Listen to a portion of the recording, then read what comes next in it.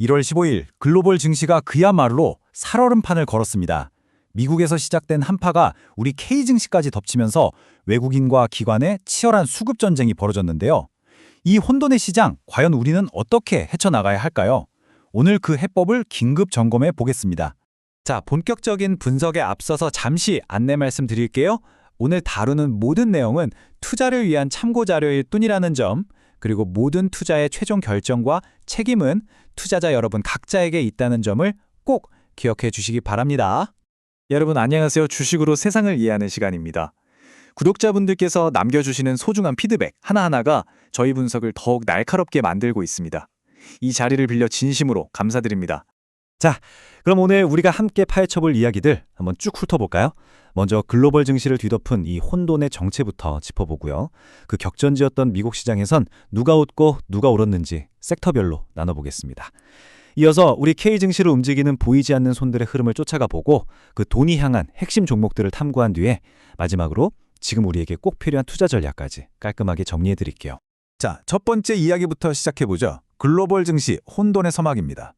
1월 15일 시장은요, 본격적인 어닝 시즌과 지정학적 리스크, 그리고 누구도 예상치 못했던 변수까지 이 세 가지가 한꺼번에 터지면서 시장을 그야말로 뒤흔들어 놨습니다. 화면 보시면 3대 지수 모두 파랗게 질렸죠. 특히 기술주 중심의 나스닥이 무려 1.37%나 빠지면서 하락을 이끌었는데요. 이건 시장 전체에 지금 뭔가 심상치 않다라는 불안감이 쫙 퍼졌다는 아주 명백한 신호였습니다. 아니, 시장이 왜 이렇게까지 흔들렸을까요? 핵심은 바로 이 세 가지 키워드입니다. 본격적인 어닝 시즌에 대한 경계감, 이란을 둘러싼 지정학적 리스크, 그리고 정말 갑자기 튀어나온 트럼프 변수까지 이 세 가지가 복합적으로 작용한 거죠. 그런데 여기서 정말 흥미로운 지점이 나타납니다. 보통 좋은 소식은 호재여야 하잖아요. 그런데 이게 오히려 악재가 되어버린 그런 역설적인 상황이 펼쳐진 겁니다. 예상보다 경제가 튼튼하다는 지표, 그러니까 소매 판매나 생산자 물가 지수가 잘 나오니까요. 시장은 이걸 보고 경제가 이렇게 튼튼하면 인플레이션이 생각보다 안 잡히겠는데?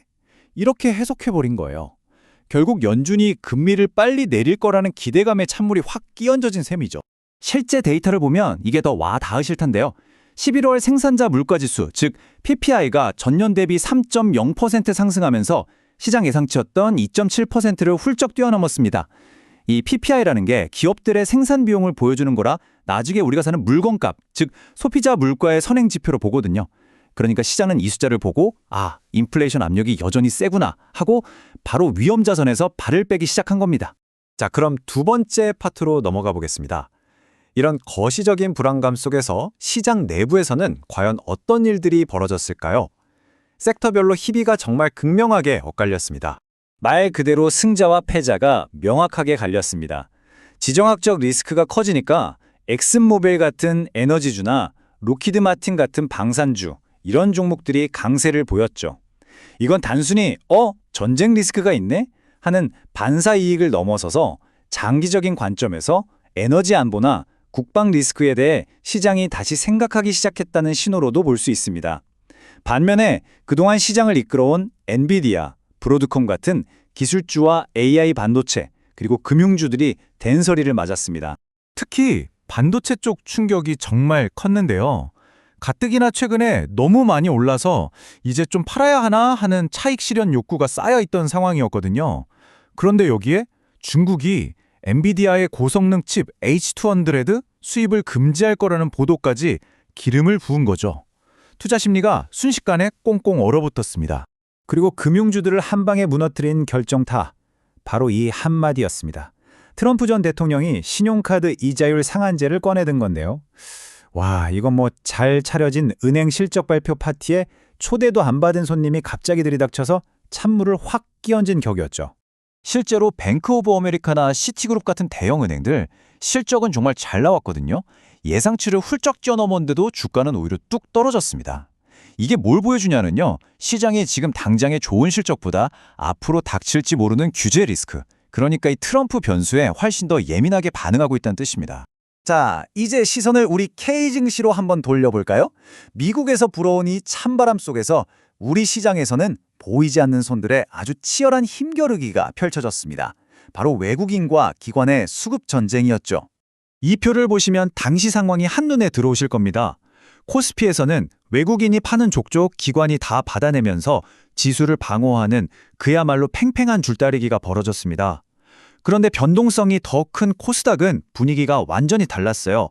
외국인, 기관 할 것 없이 일단 피하고 보자는 심리가 강하게 작용하면서 둘 다 팔자에 나선 거죠. 아니, 그럼 외국인들은 왜 이렇게 우리 주식을 내다 팔았을까요? 핵심 원인은 크게 두 가지로 볼 수 있습니다. 첫 번째는 환율 부담.